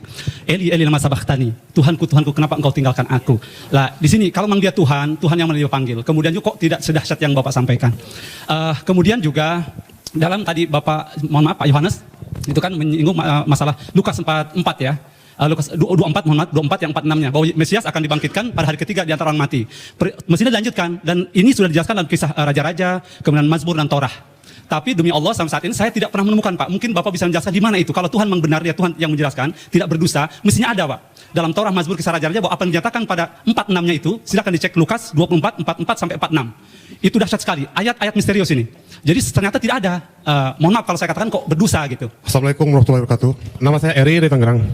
Ya, jadi tadi mengatakan bahwa Paulus bisa dipercaya karena mukjizatnya yang masih ada sampai sekarang, yang terjadi pada pendeta-pendeta yang banyak menyembuhkan orang-orang. Namun ada satu permasalahan tadi, di mana ada orang yang mengaku dibayar. Dan Pak Luga sendiri mengatakan tidak bisa kalau hanya satu orang saja. Kalau saya baca itu pendekatan untuk menutupi. Karena kalau kita ingin tahu, pendekatan kita mestinya menganggap itu fenomena gunung es yang tampak hanya sedikit saja, tapi yang di bawah sangat banyak. Itu yang sudah dibayar. Dan bagaimana yang terjadi pada yang terjadi di Kenya, saudari Esther Mwande oleh pendeta Michael Njoroge, yang mengungkapkan bahwa saya disuruh untuk pura-pura sakit dan sembuh karena dia tidak dibayar akhirnya. Nah, jadi di mana letak mukjizatnya itu? Demikian, terima kasih. Saya sudah membaca bukunya Pak Insan. Masalah dia bilang ayat-ayat Nabi itu, terus terang saya udah banget ayat itu. Dan saya udah tahu banget itu. Yesus tidak tahu hari kiamat, bagaimana dia Tuhan. Kok dia yang nggak tahu hari kiamat? Terus terang saya udah tahu banget itu. Nah sekarang saya sedang menunggu-nunggu, Tuhan kapan saya waktunya untuk menjelaskan ini. Saya pengen banget untuk menjelaskan ini. Dan waktunya adalah hari ini. Gitu loh. Jadi artinya terus terang bukannya saya nggak ngerti, orang mengatakan, Yesus sendiri mengatakan tidak ada nabi ditolak di asalnya. Yesus mengaku dirinya nabi, ya kan? Saya ngerti banget ayat itu. Tapi satu hal ada yang tidak sanggup kalian pahami, karena firman Tuhan berkata bahwa Alkitab itu harus dimengerti dengan Roh Kudus. Daniel 1 ayat 20 dikatakan orang yang bisa mengerti firman Tuhan itu dikaruniai 10 kali lebih cerdas. Artinya membutuhkan hikmat Tuhan yang jauh lebih dahsyat.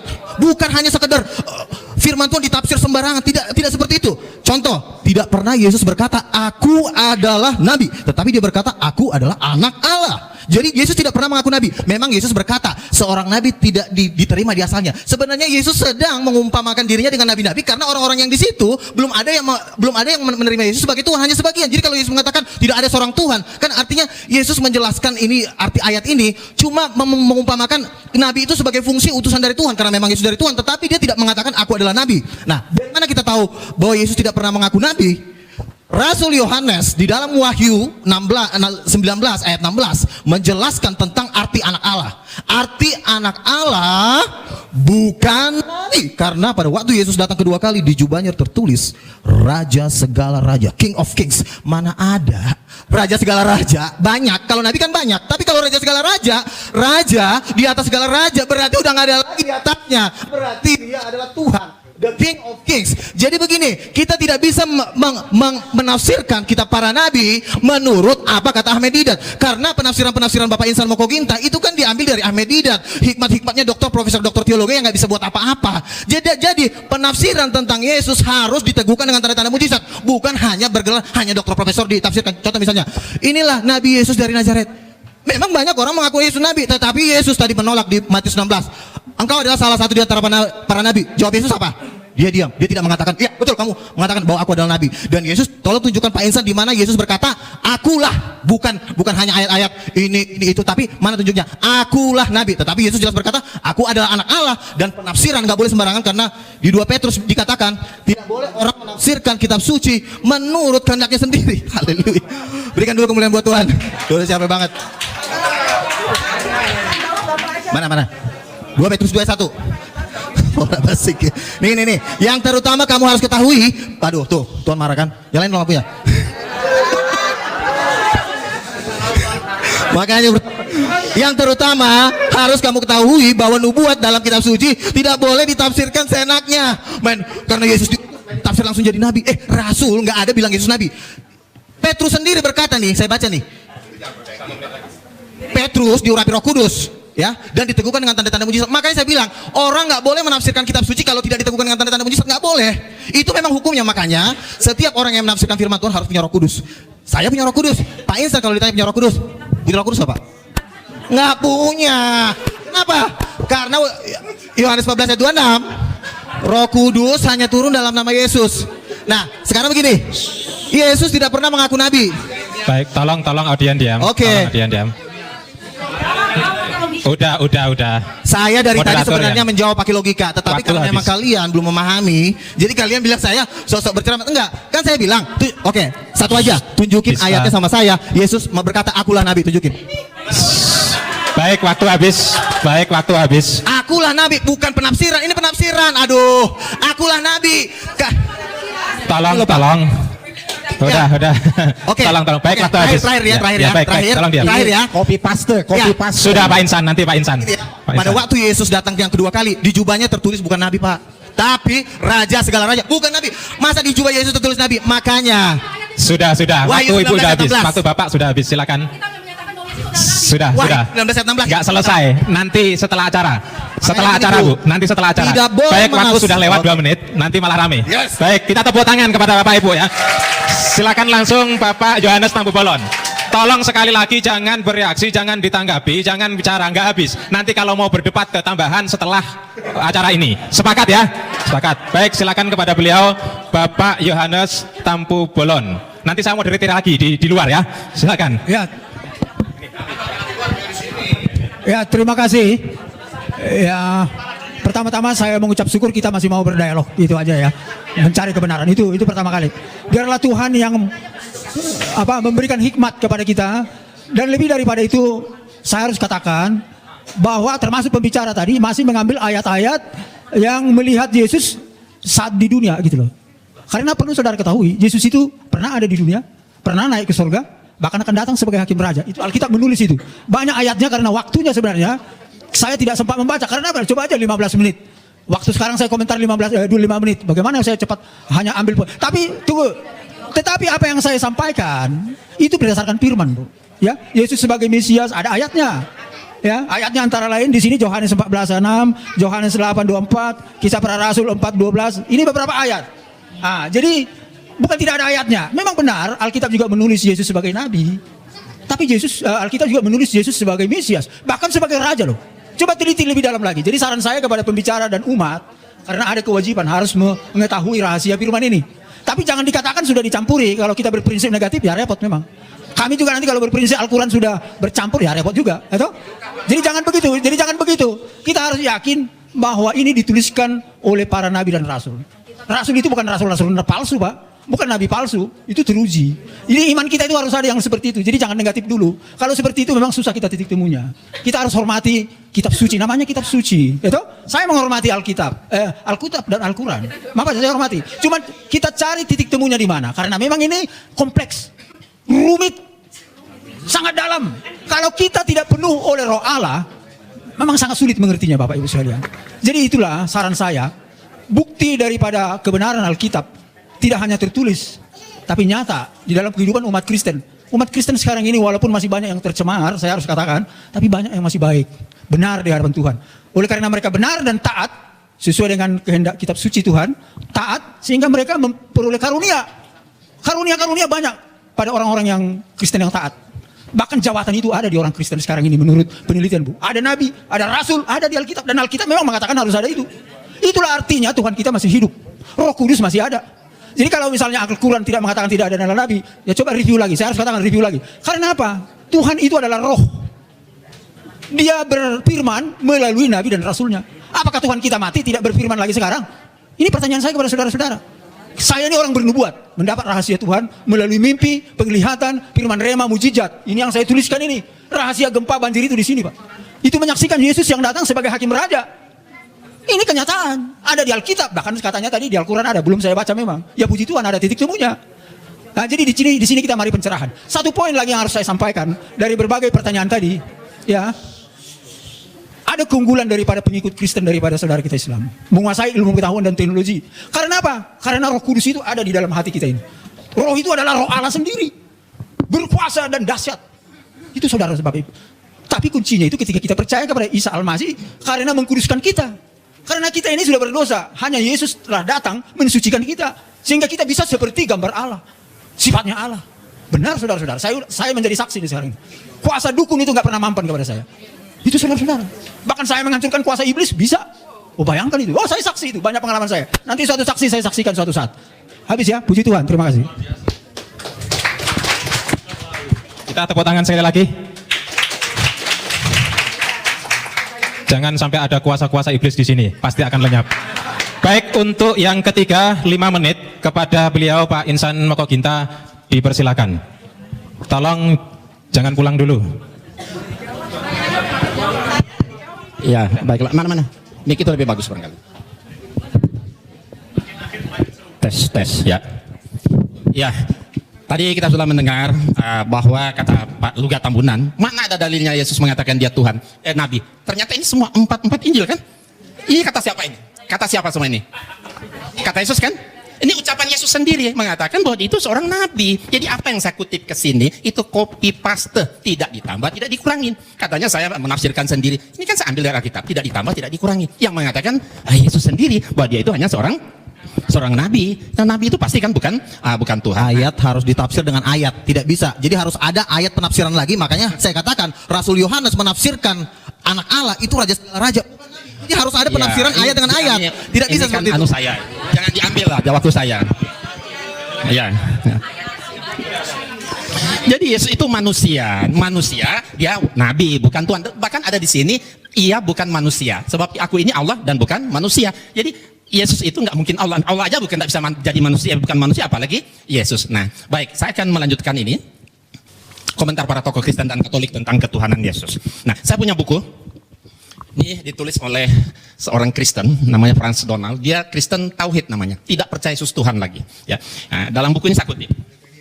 Ya, kita lihat komentar dan berani para tokoh Alkitab dalam seminar diskusi interkelahi keilahian Yesus Kristus dari perspektif Alkitab. Nah, kita lihat pertanyaannya, mana yang benar? Yesus Kristus itu anak Allah atau Allah anak atau keduanya atau lainnya? Nah, pendeta Dri ini Broto Sudarmo, dia mengatakan Yesus adalah dikatakan Yesus adalah anak Allah, bukan Allah anak. Nah, ini saya tegaskan, di dalam Yesus kita dapat mengenal Allah. Kemudian kita lihat Profesor Banawi Ratman. Saya tidak mengatakan Yesus itu Allah, Yesus itu anak Allah. Dan dogma Yesus sebagai Allah adalah hasil rumusan Konsili Nicea tahun 325 Masehi. Konsili Nicea inilah yang menjadikan Yesus sebagai anak Allah. Beliau menegaskan pula bahwa konsili itu tidak alkitabiah. Nah, kesalahannya katanya dogma teologi dianggap bisa memberikan kesimpulan tentang Trinitas yang terjangkau, padahal tidak. Saya tidak setuju dengan bahasa dogma. Saya lebih suka memilih yang sederhana, yaitu bahasa Alkitab. Yesus bukan Allah, tapi Yesus jalan menuju Allah. Beliau menegaskan pula bahwa memang saat ini jemaat-jemaat sudah punya tradisi bahwa Yesus adalah Allah. Gereja sangat sulit mengubah teks liturgis yang bernada dogmatis. Ungkapnya, beliau mengungkapkan, andai kata gereja-gereja berani sepakat untuk merombak dogma liturgis, maksudnya tentang Trinitas, ya silakan. Nah, gitu kan? Nah, kemudian ini Hortensius, ya. Dia sarjana sekolah tinggi filsafat. Dalam acara tersebut, beliau katakan apa? Yesus itu tidak pernah memperkenalkan dirinya sebagai Allah. Yang juga dikatakan Paulus tidak pernah menyebut Yesus Kristus sebagai Allah. Jadi beliau yang sangat paham bahasa Ibrani dan Yunani menegaskan pula, harus ditegaskan bahwa dalam perjanjian baru tidak pernah ada rumusan Yesus adalah Allah. Nah, dengan sangat berani dan tajam beliau sampaikan pendapatnya yang sangat mengagetkan para hadirin yang mendengarnya. Kata beliau, saya keberatan dengan istilah Allah Bapa, Allah Anak, dan Allah Roh Kudus. Selanjutnya beliau katakan, Yesus itu jalan menuju Allah. Rumusan 100% Allah, 100% manusia itu hasil konsili Kalkedon, bukan kitab suci. Dalam Alkitab Yesus tidak pernah disebut sebagai Allah sejati. Menurut Romo Tom Yakob dari Katolik ini. Ya, kalimat Yohanes pasal 1 ayat 1 seperti yang dikutip Ibu tadi juga, firman itu adalah Allah. Beliau tegaskan, Yohanes justru menekankan bahwa firman tidak sama dengan Allah, tapi bersama-sama dengan Allah. Nah, satu lagi terakhir, yang paling menarik, salah satu pertanyaan jamaah kepada pastor, bagaimana pengalaman Anda selama menjadi pengikut Yesus? Romo menjawab, itu adalah sebuah pertanyaan yang sangat bagus. Dulu sebelum tahun 1974, kehidupan saya tidaklah baik. Dan saat itu sebelum tahun 74, saya yakin Yesus sungguh Allah dan sungguh manusia. Tetapi setelah tahun 74 sampai sekarang, saya tidak lagi berdoa kepada Yesus, tapi saya berdoa kepada Allahnya Yesus dengan dorongan Roh Kudus. Nah, saya lebih Kristiani sejak saya percaya Yesus bukan Allah daripada sebelumnya ketika saya percaya Yesus itu adalah Allah. Sedikit ya. Dan nah, ini terakhir sekali lagi, siapakah dari pertanyaan yang diajukan kepada pembicara, siapakah Yesus menurut Alkitab? Apakah dia Allah sejati atau bukan? Nah, 3 dari 4 narasumber Kristen itu mengatakan Yesus itu bukan Allah sejati. Allah adalah Bapa dan Yesus itu utusan Allah. Berarti nabi kan? Yang menjadi jalan bagi manusia untuk menuju kepada Allah. Nah, rumusan Konsili Nicea tahun 35 mengatakan, ya, dogma Trinitas sudah waktunya ditinjau kembali atau dirombak atau bahkan ditinggalkan sama sekali. Gitu. Sedikit ya. Itu pendapat Baik, para Kak. pakar, Baik. bukan 12 rasul. Nah, Anda mau hidup menurut kata pakar atau 12 rasul? Karena pakar-pakar ini nggak ada kuasa, nggak ada tanda-tanda mujizat. Baik, terima kasih. Jadi kalau mau ikut percaya sama orang pemimpin, ikutilah para penginjil-penginjil dunia Baik, yang telah Pak. melakukan Baik. dan kesaksian mereka. Bukan kata ini, mereka ini juga kita nggak tahu siapa, yang kita Baik, Pak percaya Luka. aja, jangan-jangan mereka Terima udah di kasih, Pak neraka Luka. lagi. Terima kasih Pak Luka. Nanti ada waktunya dalam debat yang ketiga, Pak. Silakan yang terakhir kepada Ustaz Samsul Arifin Nababan, waktu kita berikan 5 menit. Tolong diingat, bicara yang padat, rinci, dan jelas, singkat. Kepada beliau dipersilakan. Terima kasih Bapak Ibu. Sudah kupas tuntas semua jawaban-jawaban dari pembicara. Saya hanya ingin tegaskan kembali bahwa Pak Tambunan maupun Pak Tampu Bolon lebih banyak berbicara dalam dialog ini dengan mengembalikan kepada dogma saja. Semestinya kita dialog begini harus dialog konsep. Jadi kita semua kembali mengacu kepada nas. Dan kita semuanya pakai copy paste.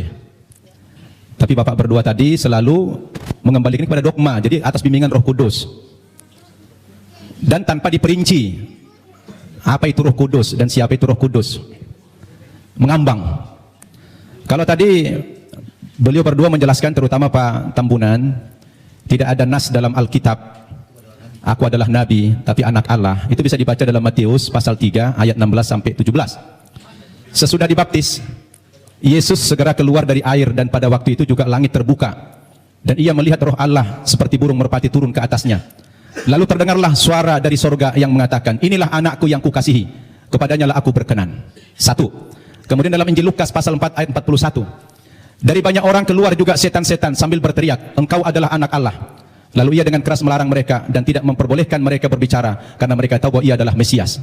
Begini, kalau memang kata anak Allah itu indikatornya bahwa Yesus adalah Tuhan, mestinya orang Kristen harus konsisten. Ada terlalu banyak yang menjadi Tuhan di dunia ini. Kenapa? Karena ternyata yang dikatakan istilah anak Allah itu bukan cuma Yesus. Coba dibaca dalam kitab Matius pasal 5 ayat 9, Injil Matius pasal 5:9, dikatakan di sini, berbahagialah orang yang membawa damai karena mereka akan disebut anak-anak Allah. Nah, berarti siapa yang membawa perdamaian di dunia ini semua anak Allah. Berarti anak Allah itu bukan cuma Yesus. Kalau begitu yang membawa damai Tuhan semua jadinya. Nah, jadi ini perlu dipahami. Maka dalam Islam, kata anak Allah itu bukan Tuhan tapi hamba. Abduhu wa rasuluh, hamba dan utusannya. Jadi malah membingungkan kalau dikatakan Yesus itu anak Allah lalu dipresentasikan sebagai Tuhan. Berarti bagaimana dengan dalil ini Injil Matius tadi? Semua orang yang mendamaikan di dunia ini akan dipanggil sebagai anak-anak Allah. Berarti Tuhan juga dong. Nah, ini secara logik dan berdasarkan nas. Nah, oleh karena itulah sebetulnya boleh dikomentari, silakan. Gini, ini ayat ini sering banget saya dengar ya. Jadi begini loh, bedanya seperti ini. Lihat, perhatikan, jangan ketawa dulu. Anak-anak Allah, Yohanes 1:12, barang siapa percaya kepada dia akan diberikan kuasa supaya sebagai menjadi anak Allah. Beda dengan Mesias, anak Allah. Kenapa bedanya? Karena semua nabi-nabi itu dipenuhi Roh Kudus disebut juga anak Allah. Tetapi bedanya apa? Mesias itu sudah dijanjikan dari zaman dulu. Nabi-nabi menjanjikan Mesias. Nanti akan datang Mesias. Nabi satu ngomong nanti akan datang Mesias. Nabi satu ngomong sampai Nabi Yesaya sampai Nabi terakhir nanti akan datang Mesias. Kira banyak di Yesaya nabi-nabi itu menubuatkan. Kalian kalau saya ngomong jangan teriak-teriak dulu, entar kalian nggak ngerti gitu loh. Gini lihat, nabi-nabi menubuatkan tentang kedatangan Mesias itu ada di Perjanjian Lama. Nah, nabi-nabi ini pada waktu Yesus tadi yang saya pertama kali mengatakan, di situ dikatakan Mesias anak Allah. Bukan hanya anak-anak Allah. Bedanya apa? Nah, untuk menafsirkan Mesias anak Allah ini, yang menafsirkan bukan dokter, bukan profesor, tapi rasul, 12 rasul. Makanya 12 rasul menafsirkan Mesias anak Allah dalam Wahyu 19 ayat 16, bahwa Mesias anak Allah penafsirannya adalah raja segala raja, bukan nabi. Jadi kalian jangan sembarang menafsirkan kitab suci. Mesias anak Allah dengan anak Allah beda banget gitu loh. Jadi perbedaan ini kalian harus pahami, karena perbedaan ini efeknya lautan api dan belerang gitu loh. Jadi Mesias anak Allah dan anak-anak beda. Itu yang saya pahami dan yang saya pelajari selama ini, karena saya udah tahu jawaban pertanyaan kalian pasti itu gitu loh. Jadi itu gantian. Saya belum selesai tadi. Itu sanggahan dari beliau. Kita jadi bingung nih. Kenapa bingung? Kita kan membaca Alkitab ini justru kita menghindari tafsir. Ini textbook kita nih, copy paste. Kalau memang tulisan-tulisan kami yang mengambil dari Alkitab ini dianggap salah, padahal ini adalah textbook kami menulis di sini. Terus apalagi yang dipakai sebagai hujah, sebagai jangan baca argumen. satu ayat aja Pak. Makanya baca dulu kitab Wahyu, jangan cuma baca. Saya mau kembali kepada teks lagi. Di antara indikasi juga Yesus bukan Tuhan, saya baca dalam Injil Markus pasal 13 ayat 31 sampai 32. Dikatakan dalam ayat ini, Yesus tidak tahu kapan kiamat itu terjadi. Masa ada Tuhan tidak tahu kiamat kapan terjadi? Nah, ini menjadi pertanyaan yang menarik sebetulnya. Jadi ini tanpa tafsir, ini bukan tafsir. Jadi ini bukan tafsir, kami nggak berhak menafsirkan. Makanya kami hanya textbook saja. Kembali kepada copy paste ini. Nah, terkecuali kalau bapak-bapak tidak lagi mengakui Alkitab ini, lain soal. Jadi kalau mau dibantah sebetulnya jangan dibantah kami, dibantah saja itu Alkitab, karena kami hanya menyadur saja. Iya, demikian. Terima kasih. Makanya Pak, kesimpulan dari seluruh Injil itu ada di kitab Wahyu. Jangan kalian baca cuma kitab Injil doang, tapi kitab Wahyu kalian baca. Itu kesimpulan dari seluruh Injil itu ada di kitab Wahyu. Jadi kalau mau kalian, kalau kalian mau menafsirkan, kalau kalian mau menafsirkan Alkitab, baca kitab Wahyu, karena di kitab Wahyu dikatakan di seluruh umat, seluruh malaikat itu menyembah Yesus, ada ayatnya di kitab Wahyu. Makanya baca kitab Wahyu, karena kitab Wahyu itu penafsiran dari rasul-rasul. Saya bacakan ya, saya bacakan. Baik, Bapak, saya kasih waktu setengah menit, tidak lebih, tidak kurang. Setelah itu Bapak nggak bisa lagi. Wahyu setengah menit. Wahyu 5 ayat 11. Maka aku melihat dan mendengar suara banyak malaikat di sekeliling tata makhluk-makhluk dan tua-tua. Itu jumlah mereka berlaksa-laksa. Katanya dengan suara nyaring, anak domba yang disembelih itu layak menerima kuasa dan kekayaan, hikmat, kekuatan, pujian sampai selama-lamanya. Dan saya lanjutkan ke ayat 14. Dan keempat makhluk itu berkata, amin, dan tua-tua itu jatuh tersungkur dan menyembah Yesus. Ada ayatnya Yesus sembah. Kalian kan berkata, mana ayatnya Yesus sembahlah aku? Ini ayatnya bacaan sudah setengah menit. Terima kasih. Pak Insan setengah menit. Ya, sebenarnya kitab Wahyu yang menjadi rujukan beliau. Udah. Wahyu kepada Yohanes itu mimpi. Bukan wahyu. Mimpi Yohanes di Pulau Patmos. Itu kan kata Bapak. Jadi mimpi sudah, Pak. Sebentar. Mimpi panjang berseri ya. Makanya kitab Wahyu merupakan salah satu kitab yang paling sulit sekali ditafsirkan. Anda situ rasul terkasih loh. Sudah sulit ditafsirkan karena ini cuma mimpi. Nah, zaman dulu ditulis mimpi, kemudian dirubah lagi kenyataan. Sekarang dirubah lagi menjadi wahyu supaya keren, biar keren kelihatan. Sudah. Diganti. Cukup. Wahyu. Baik, Pak Insan, cukup. Kita tutup. Karena bukan mencari kemenangan dan bukan mencari kekalahan. Masing-masing berdakwah kepada yang lain. Silakan yang umat Islami itu tadi dengarkan, renungkan terhadap Bapak Luga Tambunan dengan Pak Yohanes Tampu Bolon. Yang Nasrani silahkan. Salam semuanya, sahabat terkasih. Luar biasa dari tadi perdebatan antara para pendeta dan juga Ustadz Mualaf. Di sini saya perhatikan dari diskusi lintas agama ini dari masing-masing menggunakan data yang valid sesuai teks kitab suci masing-masing ya teman-teman. Di sini saya perhatikan perdebatan yang sangat luar biasa di mana dari pihak muslim menggunakan data dan teks-teks lampiran kitab sucinya dan juga sejarah yang valid ya. Dan juga dari pihak Kristen juga menggunakan data dan keaslian isi kitabnya masing-masing. Sungguh dari semua ini adalah perdebatan fenomenal yang sangat luar biasa. Dari perdebatan ini bukan untuk mengadu domba ataupun mana yang benar ataupun mana yang salah ya teman-teman, melainkan supaya menjadi pembelajaran untuk kita semua, menambah wawasan kita semua akan firman Tuhan, baik maupun dari pihak Kristen maupun pihak Islam. Semoga menambah wawasan kita ya, bukan untuk mengadu domba siapa yang salah siapa yang benar, tapi lebih ke arah menjadi pembelajaran supaya kita tahu agama masing-masing dan memperkuat iman masing-masing. Terima kasih kepada semua yang telah menyimak, menyaksikan. Semoga bermanfaat. Sehat selalu. God bless you. Tuhan memberkati.